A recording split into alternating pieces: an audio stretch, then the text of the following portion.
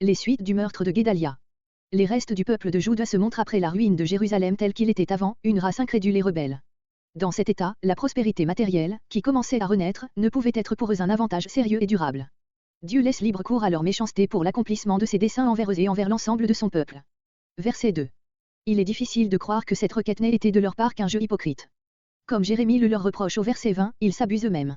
Résolus aujourd'hui à faire la volonté de Dieu, parce qu'ils s'imaginent qu'elle sera conforme à leurs désirs, ils se rebellent dès que la réponse y est contraire. Verset 4. Ils ont dit au verset 3, l'Éternel ton Dieu, parce qu'ils sentent bien que Jérémie est dans une relation toute spéciale avec l'Éternel. Jérémie leur répond, votre Dieu, leur rappelant par là que Dieu est encore pour eux un protecteur et un père. Verset 6.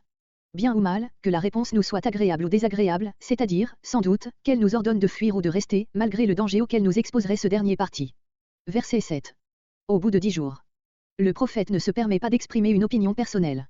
Il ne parle que lorsqu'il a reçu une réponse formelle de Dieu. Ces jours d'attente dans une position si critique étaient destinés sans doute à devenir pour le reste du peuple un temps de sérieux recueillement. Verset 10. Il me fâche.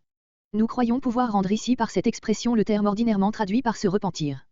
Dieu se représente lui-même comme peiné du mal qu'il a été obligé de faire son peuple. Verset 12. Je vous ferai obtenir compassion. C'est Dieu lui-même, celui qui incline le cœur des rois comme des ruisseaux d'eau, qui se chargera d'apaiser Nebuchadnezzar, quand ils se seront mis en règle avec lui-même. Dans vos terres. Cela ne signifie pas, en rentrant dans leur pays, car ils ne l'avaient pas quitté, mais, en allant habiter de nouveau leur propriété, qu'il avait dû abandonner pendant la guerre. Verset 14. Nous irons au pays d'Égypte. C'était le seul asile qui leur resta encore, dès qu'ils voulaient se soustraire de leur propre chef au pouvoir et à la vengeance de Nebuchadnezzar. Le prophète les avertit que ce dernier asile lui-même sera forcé par le conquérant. Nous ne verrons pas de guerre. Toujours la même confiance en cette Égypte qui les avait trompés tant de fois. Verset 16.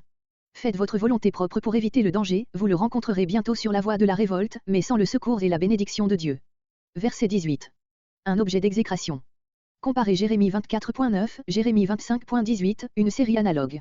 Verset 20. Jérémie voit qu'ils vont donner un éclatant démenti à l'engagement qu'ils ont pris, le chapitre suivant, verset 3, fait connaître les appatoires qu'ils inventeront pour justifier cette contradiction.